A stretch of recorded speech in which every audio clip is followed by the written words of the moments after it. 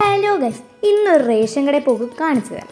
വീട്ടിലിരുന്ന് മടുത്തുറോ. ഇപ്പം ഇതൊക്കെയാണ് നമ്മളുടെ ഒരു കലാപരിപാടികൾ. റേഷൻ കടയിൽ പോകുമ്പോൾ വെറുതെ പോയത്, അതാണ് എൻ്റെ ഒരു ഇത്. ആരെങ്കിലും കൂടെ കൊണ്ടുപോകണം, മനസ്സിലായോ? അതുകൊണ്ട് നമ്മൾ നേരെ മിനാൻഡിയുടെ വീട്ടിൽ പോയി അവിടുന്ന് നമ്മൾ നേരെയും കൊണ്ട് നേരെ റേഷൻ കടയിലോട്ട്.